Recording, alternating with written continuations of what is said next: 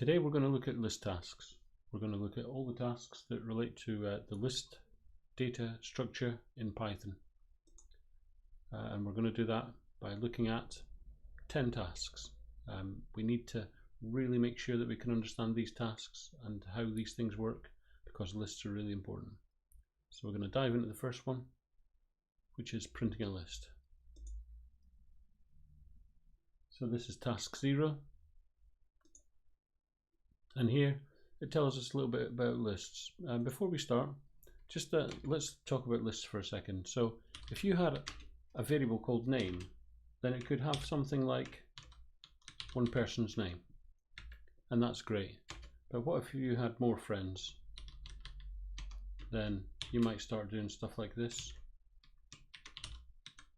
okay, and so on. And so that is a variable which points at a string data type, and that can hold one string, and that's great. But if you had lots of friends and you wanted to have names, then this is where a list comes in, because a list would enable you to have lots and lots of friends identified in one single data structure, and that list can grow.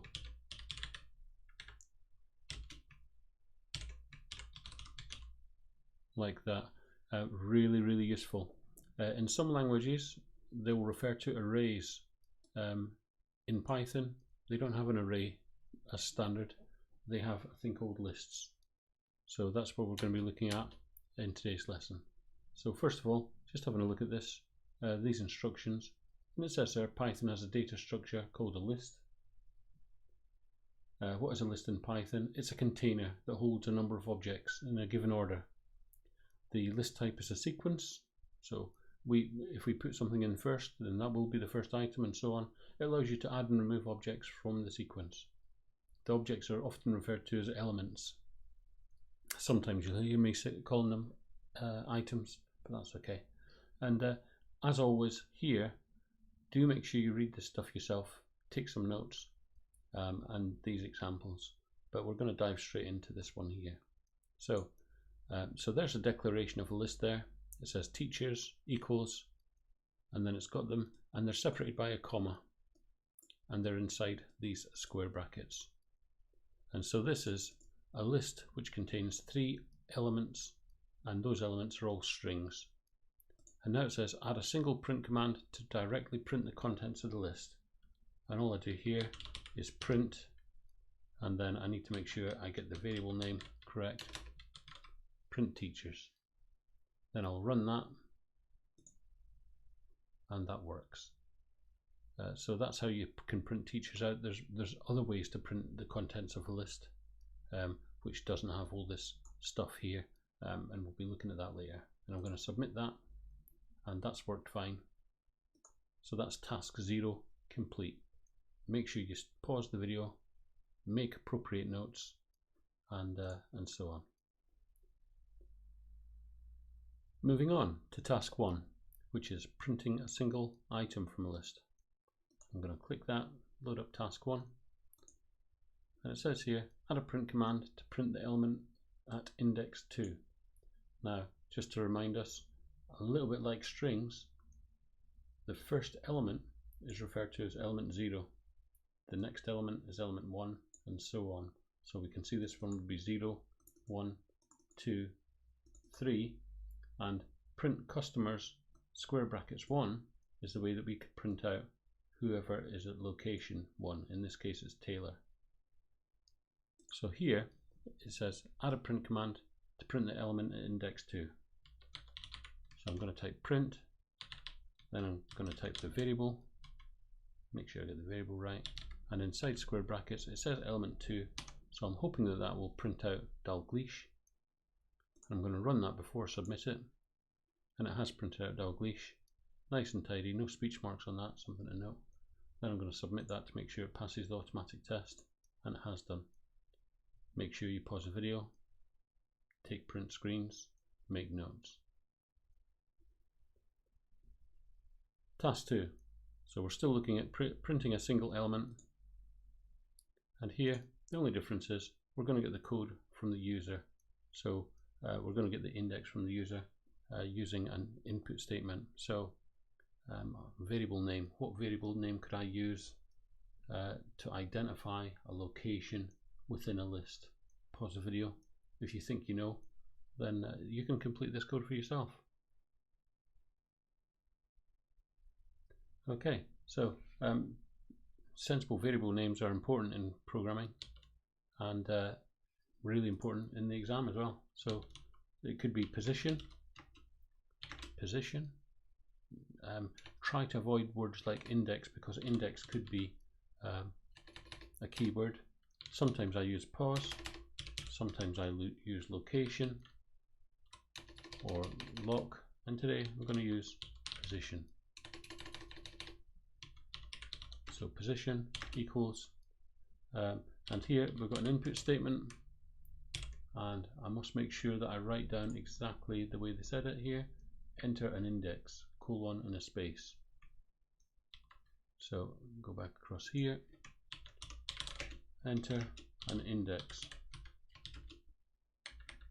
and so that should be fine there. However, this position, this index value has to be an integer. So here I need to make sure that I cast that, open brackets, go to the end, close the brackets, add code to print the element at that position, and then I will print out teacher's position, close brackets. If I run that now, it says enter an index. If I type 1, it should print out Mackay, and it has done. I'm going to run it again. I'll put 0, press enter, it should do Phillips. I'll run it again. I'm going to do 2, which should be Dalglish. I'm going to run it again just now, just to show you what can happen with this. If you enter 3, there is no 3, and the program will crash. But that's okay just now. We'll leave that as it is. We've not been asked to deal with that. I'll submit that, and it's passed all those 3 automatic tests. So that's task 2 done. Back to the classroom. And now task 3.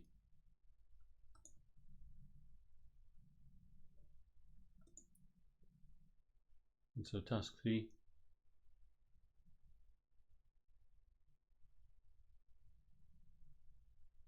with task 3, it looks exactly the same as task 2. In fact, I haven't actually changed that bit there. But with this one, we are going to deal with that that issue that I've shown you a second ago. So here, add code to get an index from the user. Pause the video, type it yourself. So I've done position equals int, input, enter an index, colon, make sure that that's what they wanted. Yes, it is. So here, last time we just did a print statement.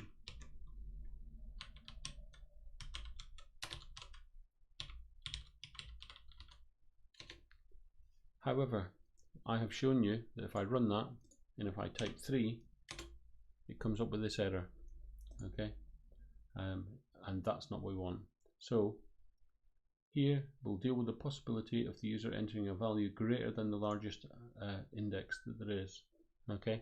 So what we're going to do is we're going to have an if statement, and so we're going to type in here, if position is greater than, now I could just write 2 here, okay, and that would be fine. So I'm gonna do that just now. 2, if it's greater than 2, then print the value is not an index, is not a valid index. Now that's not exactly what they want, but this is fine just now. I will go back and make that better. Otherwise, type print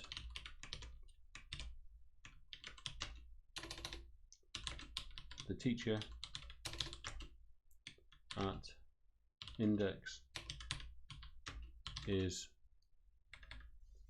I'm just going to leave it like that for a moment just to test things. So I'm going to run that, and something's gone wrong there, so I'm just going to click stop and run it again. Here we go. So I'm going to run that. I'll type 1. It comes up with the teacher at index is, that's fine. I'm going to run it again, and if I type 3, the value is not a valid index, and that's great. Okay, so now I need to make that a little bit more complete. The value is not a valid index, and that needs to see the value x is not a valid index. So here I need to close the brackets. There, I've got that stuff concatenated now, but I now need to put in here the index value. Notice here that I have concatenated the value spacebar concatenation string position, because position is an integer, so it needs to change into a string. Then concatenation, then a space is not a valid index. I'm going to run that.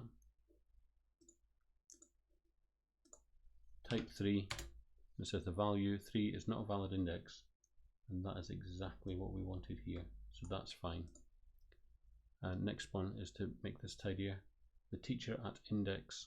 So here I'm going to do the thing that I usually do, which is this, like that, and then here I'm going to do string position,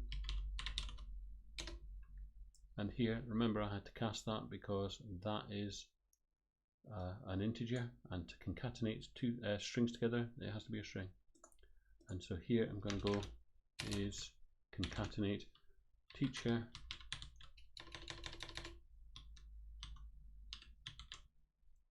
teacher's position, and so that should be fine. Just going to move that so you can see it all. Going to run that, enter an index. So I'm going to put in 3 first. The value 3 is not a valid index. Run it again. Then I'm going to do 2. The teacher at index 2 is Dalglish, and it wanted the teacher at index is, yeah, and that's fine. I could run that again just to check it for 0, and so on. The teacher at index 0 is Phillips, and that's great. Now I mentioned here that we could make this better. Pause the video now if you just want to get that stuff down. You can see all the code there. So the biggest value is 2. When we have 3 items in the list, the biggest index is 2, and there's another way of doing that, and we could use the len command. Now you know the len command from strings, so it's not that complicated. The length of teachers is 1, 2, 3.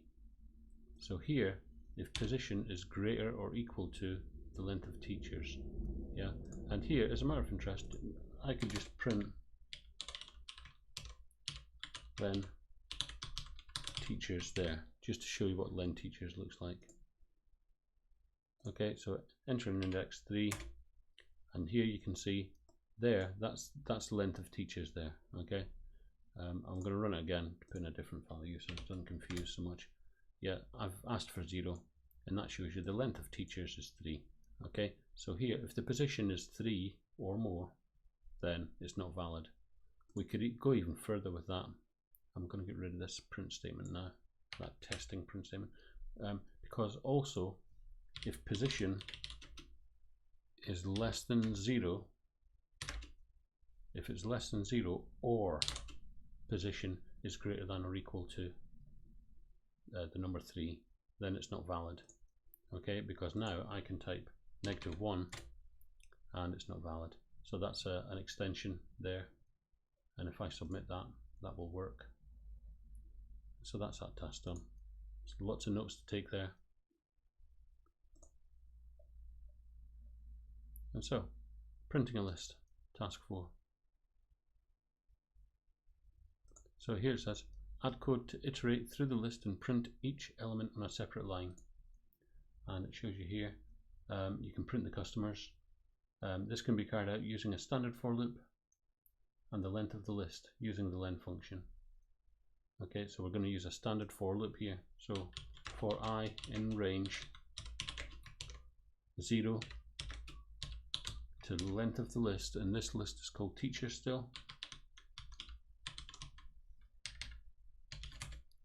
So this for loop, this I will go from 0, initially it'll be 0, it'll run again, it'll be 1, then it'll run again, it'll be 2, because it will go from 0 to 3 but not include the number 3. So here I could just print, just to make sure that I realize what I'm doing, I could print I, and there you go, 0, 1, 2, and that's because the length of this thing here is a bit like having the number 3 there, but we want it to be length of teachers because somebody might come along and add another teacher there. Okay, and we don't really want to print I, we want to print the teacher I. So print teachers I, and so that I will change from 0 to 1 to 2 and so on, and if I run that, then it prints out Phillips, Mackay, Dalgleish. Okay, and that looks like that was all it wanted. Pause the video, take notes, and that one works. A simple way to print out a list in a more orderly fashion.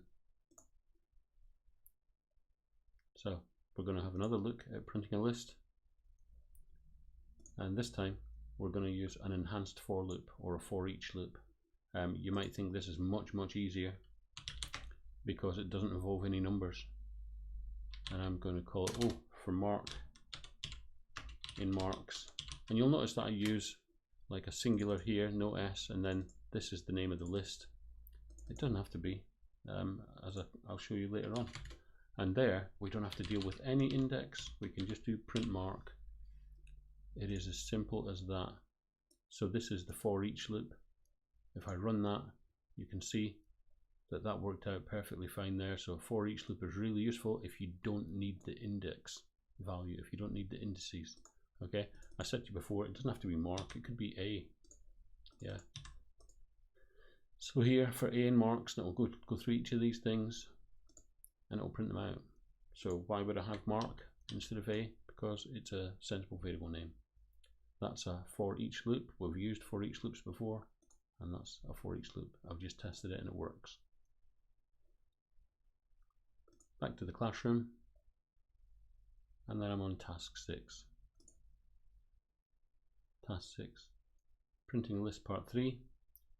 Use a for each loop to iterate through. If the element is in the range 0 to 100, including 0 and 100, print it out. Okay, so here we're going to use a for each loop again. For mark in marks, and we should be accustomed to that then. And then here I'm going to use an if statement, and the only time I'm going to print out marks, I could just do print mark, and that prints all of them out, but it's printed out things like this -2 and this 102, and I don't want that. Okay, and this 101, I don't want that. So here I need an if statement, and if the mark is less than or equal to 100, print the mark. Okay, so here that's part of it. If it is less than or equal to 100, print the mark. And I'm going to run that, and now it's gotten rid of the 101 and the 102. That's great. Now I need to make sure it gets rid of this -2. And this is where people make a mistake sometimes. I need another condition in this if statement.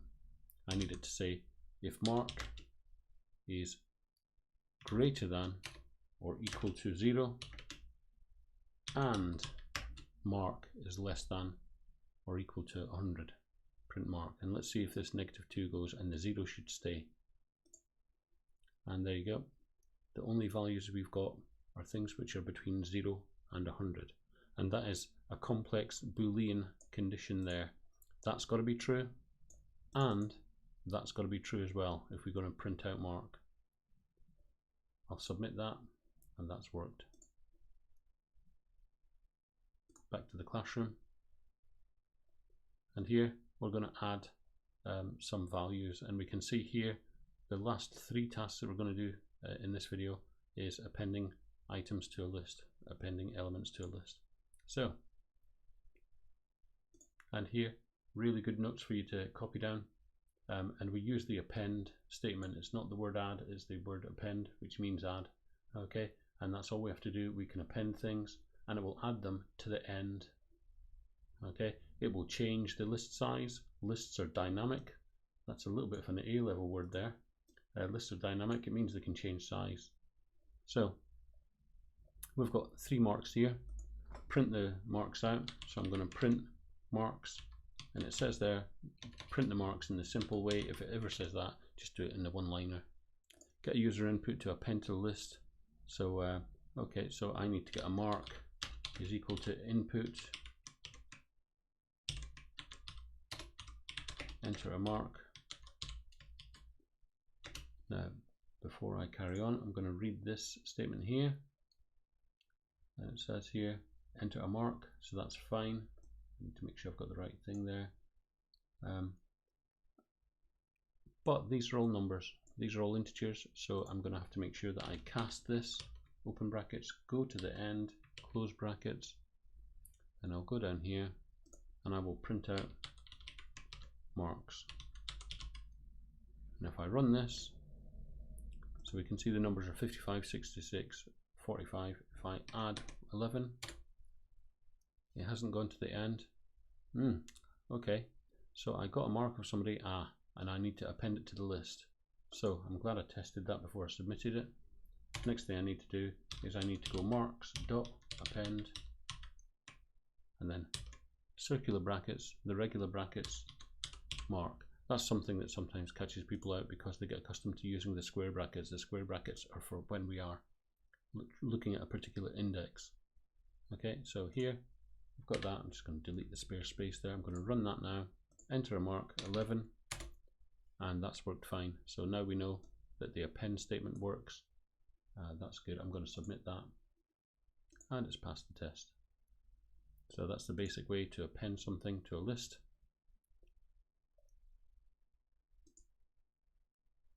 Now we'll do another task here, and we're going to get 5 values into a list. Okay, so it says here, create an empty list called subjects. Okay, subjects, and this is really standard stuff. So this is the sort of stuff that we need to know. Subjects is an empty list, and you can see there, yeah, there's nothing in there. So square brackets, print the list, print subjects. Loop 5 times for I in range 5 and at 0, 5.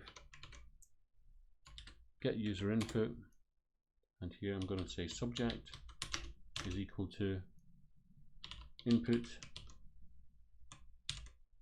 and enter a subject.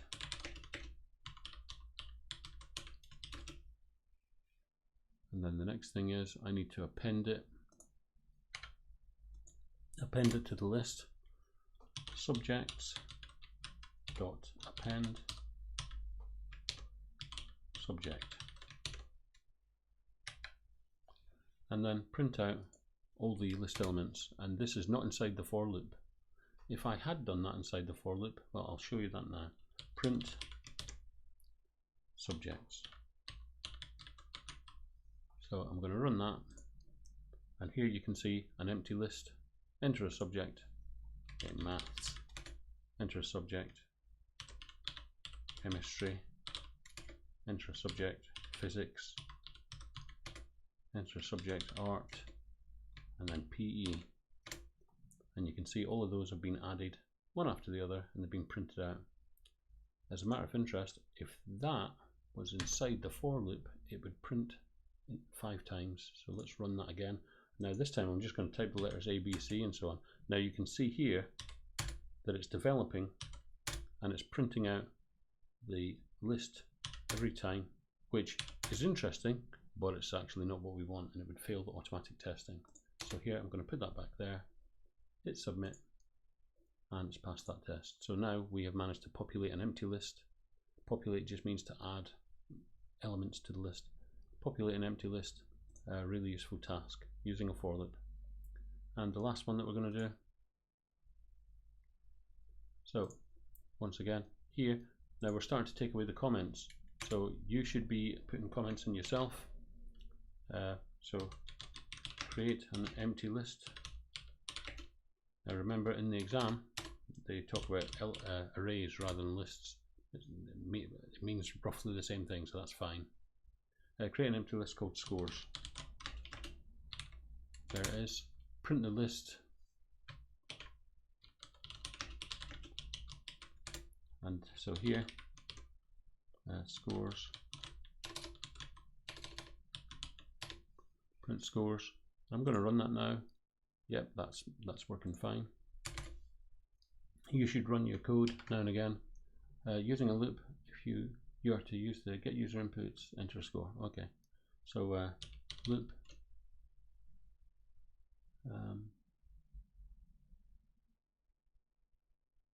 5 times, 5 valid numbers, loop 5 times.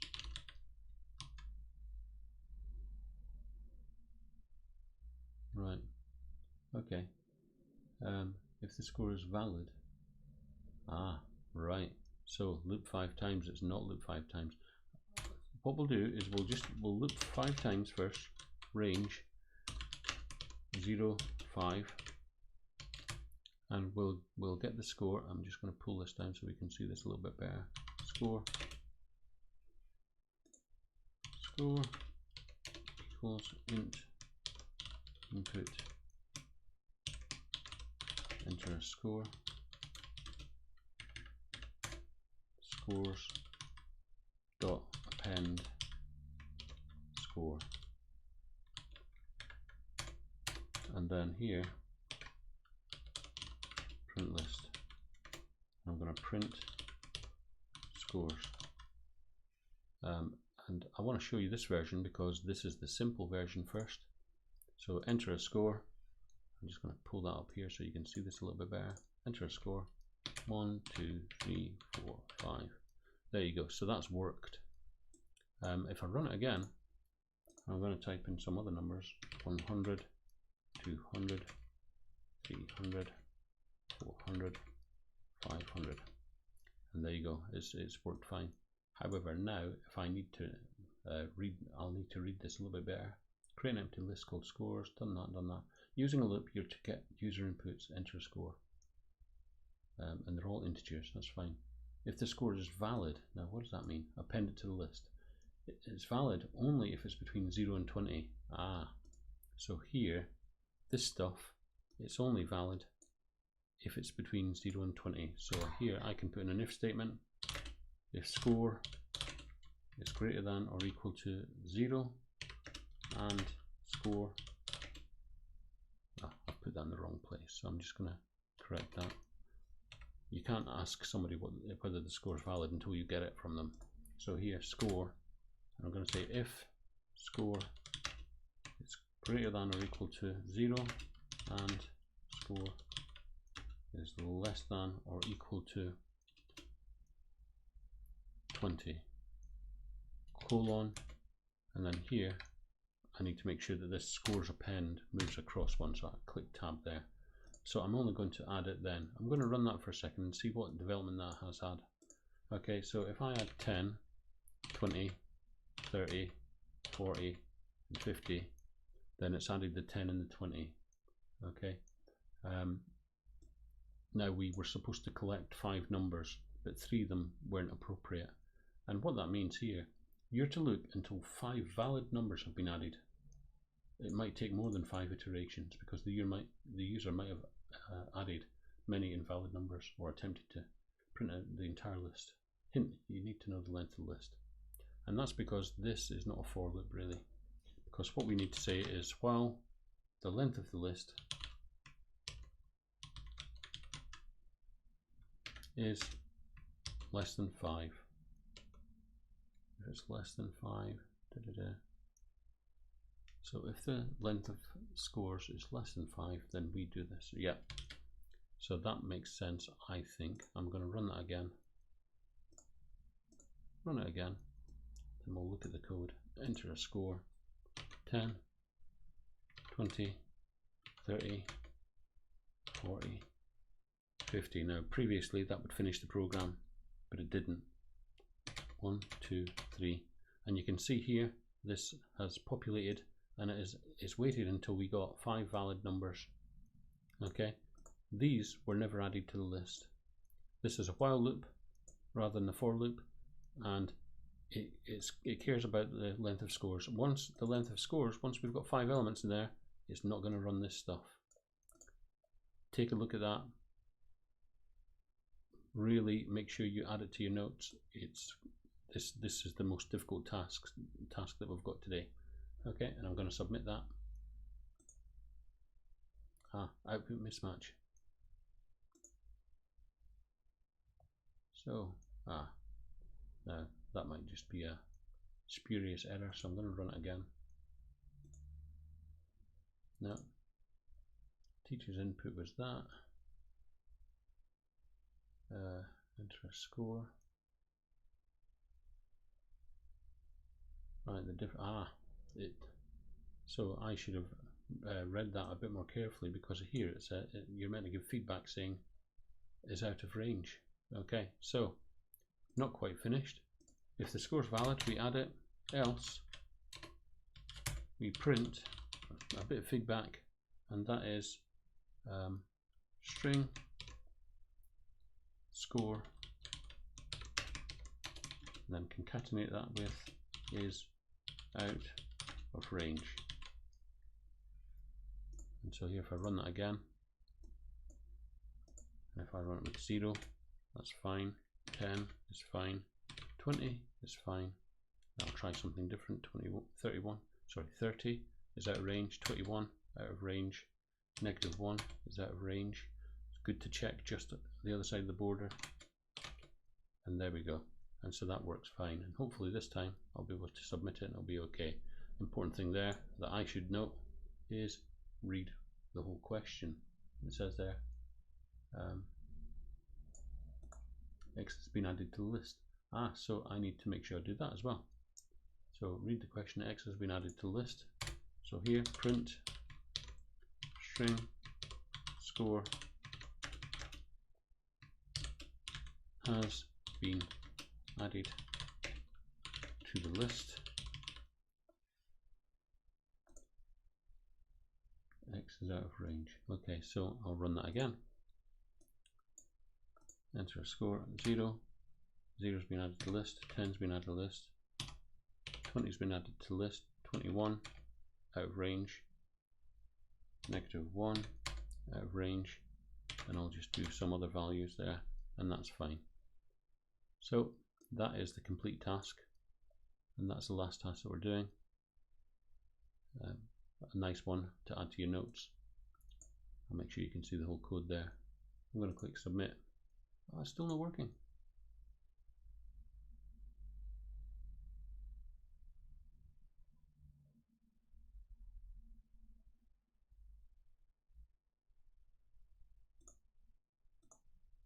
Yeah, it has worked this time. That's fine. Sometimes Replit doesn't. It has a little glitch. Click submit, and that's all sorted. Okay, so that is the first set of tasks for lists. Make sure you complete all of those and make the appropriate notes.